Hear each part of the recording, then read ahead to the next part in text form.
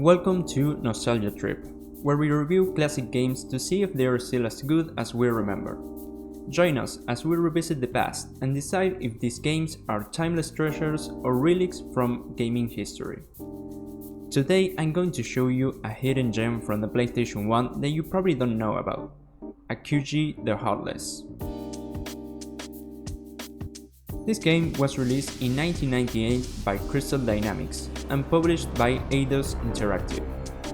And if you're familiar with these two companies, it's because they're responsible for some of the most popular games of the PlayStation era, such as the Gex saga, the Tomb Raider saga, and the Legacy of Harry Kane. Akuji is not an unknown game to me, as I had the opportunity to play it and be scared when I was about 6 or 7 years old. Unfortunately, I didn't have the full game at the time, but rather a demo disc from Eidos that included great games like Gex 3, Tomb Raider 3, Soul River, Fighting Force, Warzone, and the beloved Akuji. I have very fond memories of that list, and I remember spending hours trying to understand how to play Warzone, because it seemed crazy to me that a game like that could run on the PlayStation 1. That game was the closest thing to a modern Age of Empires that I had access to at the time. Anyway, back to Akuji, because once I start talking about games from my childhood, I never stop. So today, 26 years later, we are going to revisit Akuji The Heartless, a game that I was never able to complete as a child, for two main reasons. The first and most important is that I had a demo of a few levels, and the second one, and also very important, was that the game was very scary for me. When you start the game, you are shown a cinematic which tells us that Akuji is a very important warrior priest in his voodoo tribe, destined to marry the daughter of a neighboring tribe, with whom his family was to form an alliance. But things take an unexpected turn when he is betrayed by his own brother, who kills him by taking his heart and plans to sacrifice his fiancée, hence the name of the game, and the catalyst for our story. Akuji the Heartless dies, but on his way to eternal rest, he is given a second chance by a god named the Baron Samiri. The Baron is a colorful character who speaks to us between levels, promising to bring us back to life to complete our revenge and save our wife if we cooperate with him. This god presents himself as a creature with somewhat disturbing smile, wearing a hat, glasses, and carrying a cane. He promises to help us if we go through hell, collecting the souls of our ancestors and defeating the gatekeepers. With that in mind, let's take a look at the game. Akuji is a hack-and-slash action-adventure game with a rather dark setting, mixing voodoo horror touches with a somewhat alien art design. Some stages or enemies even remind me of the aesthetic of the creatures in Half-Life, but it's hard to say that one is based on the other, as both games were released almost a month apart. During our adventure, we will progress through levels of all types and colors, collecting the souls of our ancestors, which will appear as these floating grey heads. These items are hidden through the levels and are necessary to progress through the story, making exploration vital.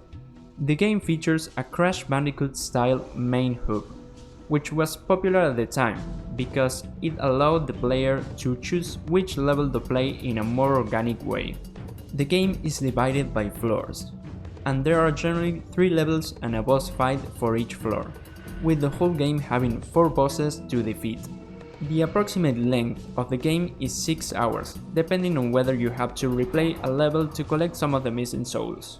Each level has 4 souls, and to be able to face the boss of the floor, we need to collect a certain amount, so if you're not careful when exploring, you will probably have to repeat levels. The game has a fairly simple combat system. We only have one combo that consists of pressing the attack button without stopping. We can also attack while crouching, rolling, or jumping. The variety in combat comes from the enemies and the voodoo powers. These floating skulls symbolize the powers we find throughout the game, from a blood or fire shield that protects us from damage, to auto-aim projectiles, rays, or nuclear explosions. One of the high points of the game is the variety of enemies, because unlike other games I tried at the time, it keeps adding new ones. There are even levels that have a type of enemy that you will only find in that level. Some enemies are simple bugs or animals, while others are a bit darker and resemble the Grim Reaper, priests, mythological gods, or even people split in half.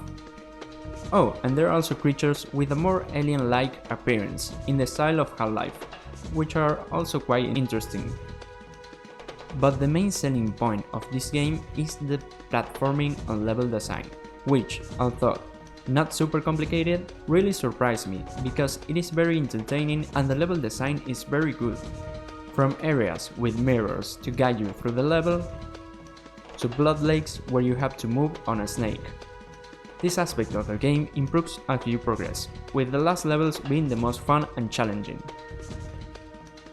This level you're now seeing on screen is the second level of the game, and I'm highlighting it because it's the level that they used to promote the game, as it was the one that you could play in full in the demo. To help with the platforming of the game, the developers have added certain movements beyond the typical jump. In some areas, we will have to move around by hanging from poles and swinging to reach further places. In other levels, we will have to use a hang glider and trampolines to cover distances that would otherwise be impossible for us. The last stage of the game is really weird. You are moving through space by climbing and jumping across pirate ships while you fight against alien-like creatures, shooting harpoons to advance through the level. The design team has taken some liberties with the game, creating stages that range from jungle and tribal to a more outer space look. Take a look at this level. The atmosphere is tribal, but the more you progress, the more you notice an outer space influence. There are only two parts of the game where we can transform into Black Panther, which I found odd, because in a game that lasts 6 hours, having an important power available for only 10 minutes feels like a waste. In fact, I feel sorry for the poor programmer and designer who made this power to only make it appear twice in the game. Another highlight of the game is the voice acting, which is an improvement compared to other PlayStation 1 games. Akuji sounds like a broadcaster, just listen. Baron Samedi speaks of totems as though they were tools with which to fight spiritual depravity. In this way, I am the Baron's totem, his weapon of mercy. Bestowing a weapon with consciousness is a terrible curse. And if not for Keisho, I would slip this yoke and seek my own destiny. And the Baron, even with a modified voice, sounds pretty cool too. I have opened the door to Discord. To return here, you'll have to find your spiritual totem. Once you have transformed into your totem, you will be able to reach the spirit gate. Going back to the bosses, the first boss is a fairly simple fight. It's actually quite meh. I think the idea for this fight was for it to be a tutorial boss. This creature will shoot things at you that you have to dodge. And sometimes the creature will jump onto your platform to give you a chance to damage it. This enemy looks nothing like an animal, more like an alien straight out of Zen, the planet you visit in Half-Life. We have powers spread around the arena, that we can use to fight the boss from a distance. The second boss is the most difficult of all the bosses, but not because it is well done. It is because the camera and the arena you are fighting make you fall all the time. This boss is kind of like a dragon spider. The idea here is to break the spider's sacks until the boss reveals itself, and then you have to fight it from distance. The problem is that there is one sack that cannot be broken using the explosion power. It can only be broken with a long-range power.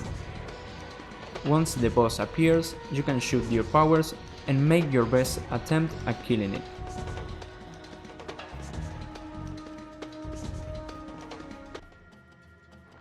The third boss is Purity, as this underworld. And for what purpose? a demon that is a mix of an insect and a woman that we need to fight in 2 stages. Is no one's life without this hated balance? There's some symbolism in the arena that I won't explain. Just the name alone is telling. The fight is fairly straightforward, and you have resources all over the place. In this boss fight, once you make enough damage, Purity will run through another area. In that area, Purity will then divide in half.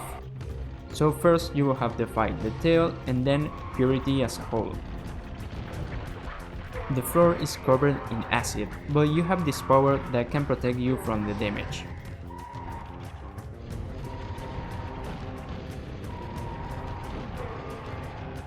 And obviously, as everyone expected, the final boss is the Baron, who has been lying to us all this time. The ancestors we collected and the guardians we defeated were the only thing that prevented him from escaping hell. And now he is free to escape to the world of the living. The moment of the final boss fight has arrived. The arena where we face the Baron is literally the most common representation of hell, fire and suffering. This is the place where the Baron has kidnapped our fiancée, and he tells us that she will be the next slave. Compared to the other boss fights of the game, this is obviously the most polished and entertaining battle of the game. The Baron will attack us from the distance, has quite a bit of stamina and evades our attacks by levitating and burying himself underground. After defeating him, we find that the work is not complete, as the Baron reveals his true form, a mix between a spider and an alien creature with wings. But it kind of retains the essence of the Baron. This fight will take some time, but it's not very difficult. With the powers that the arena will give us, we can defeat him easily. After killing the Baron, a cinematic will show us that Akuji is reunited with his lady. And the best love story of December 98 will conclude. And this is the end of Akuji, one of the hidden gems of the PlayStation 1.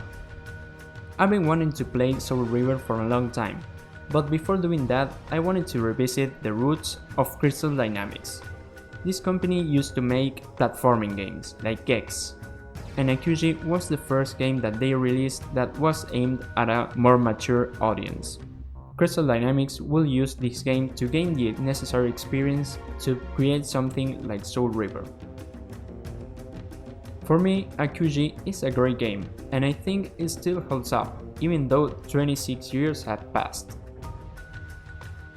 If you wanna try this game, I would recommend emulating it at 60 FPS, as the experience is much better that way. In my humble opinion, this game strikes the perfect balance between fun and nostalgia, but if you didn't know this game, I would still recommend it. I hope you liked this video. This is my first video, and even though English is not my first language, I wanted to share my passion for old games. So, I hope you're having a great week. See you on the next video.